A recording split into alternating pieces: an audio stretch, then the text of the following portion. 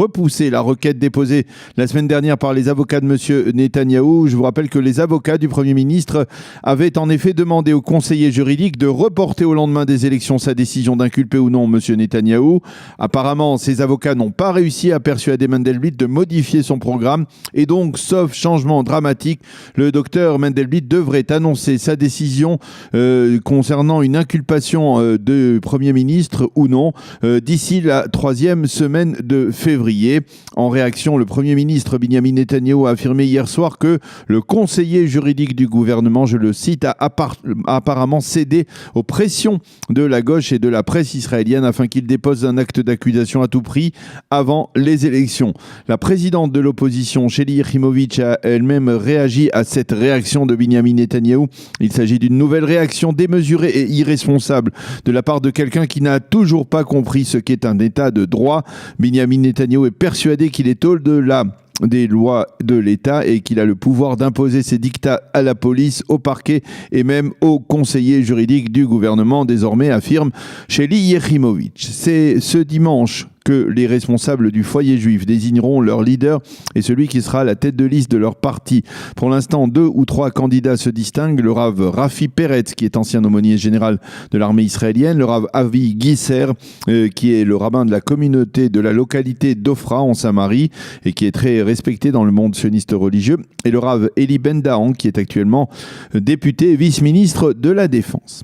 Ceci étant, au sein du parti judaïsme orthodoxe de la Torah, on affirme que l'on ne siégera pas dans un même gouvernement si celui-ci que dans un gouvernement conduit par Benny Gantz si celui-ci devait pactiser ou fusionner avec Yair Lapid dans un seul et même bloc de centre-gauche. Certains responsables orthodoxes ont affirmé que les déclarations de Benny Gantz, en particulier sur le mariage pour tous et sur la circulation durant le Shabbat, des propos tenus donc pendant le premier discours officiel de Benny Gantz mardi soir, ces déclarations étaient plutôt décevantes, affirme-t-on, au sein du judaïsme orthodoxe de la Torah.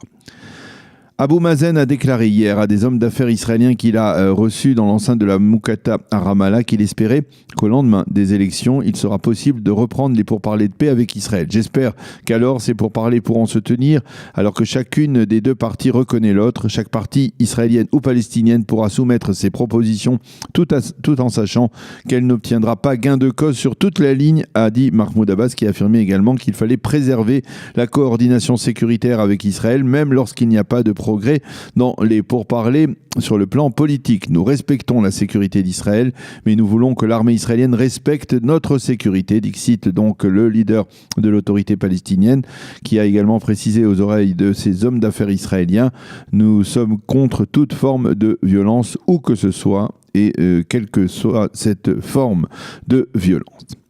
Y aurait-il des divergences d'approche sur le plan militaire entre le nouveau chef d'état-major de Tsahal, le général Aviv Kochavi, et le premier ministre israélien Benjamin Netanyahou? C'est bien possible si l'on en croit l'enregistrement vidéo diffusé depuis hier soir et réalisé lors d'une visite effectuée hier par le premier ministre dans une base d'entraînement militaire, une base dans laquelle Tsahal s'entraîne en particulier à lutter contre des terroristes dans les localités palestiniennes avec un environnement urbain. Alors que le premier ministre Netanyahou proposait une solution pour lutter dans cet environnement, le général Kochavi lui a tout simplement dit qu'elle était impossible à concrétiser sur le terrain pour des raisons techniques et de sécurité. Et puis hier, lors d'une cérémonie de remise des diplômes d'avocats, plusieurs centaines de nouveaux juristes qui s'est tenue à Jérusalem au Palais de la Nation, la ministre de la Justice, Ayelet Shaked, a remis aux parents de Kim Levengrod Yecheskel son diplôme d'avocat qu'elle était en train de terminer lorsque Kim a été assassiné il y a plusieurs mois lors d'un attentat dans la zone industrielle de Barkhane en Samarie. C'est un événement déchirant, a déclaré Ayelet Shaked dans son intervention. La météo pour terminer, le temps sera très ensoleillé avec une hausse sensible des températures et une augmentation de ces températures même en début de semaine, donc un temps plutôt printanier pour ce Shabbat. Il fera 14 degrés aujourd'hui à Jérusalem, 18 à Tel Aviv et 23 degrés à Eilat. C'est la fin de ce premier journal d'information sur Studio Kalita relayé par Radio J.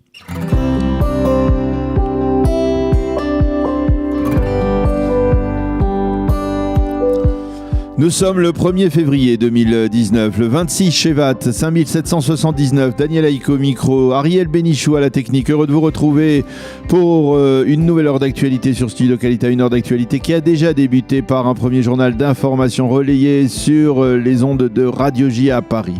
Dans quelques instants, vers 8h10, nous serons en ligne avec notre invité de la rédaction, qu'il s'agit de Cathy Rothman du parti Yesh Atid, le parti de Yair Lapid.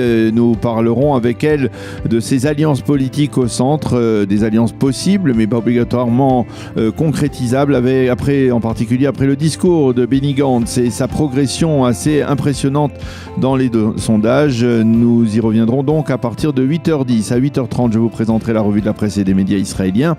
À 8h40, Eliana Gurfinkel nous présentera sa chronique Un jour notre histoire. Et à 8h45, nous serons en ligne à l'approche de ce Shabbat Mishpatim avec le docteur Irav Mikou Vigoda, directeur du département du droit hébraïque au ministère israélien de la justice. Nous parlerons justement de droit hébraïque et de la paracha de la semaine.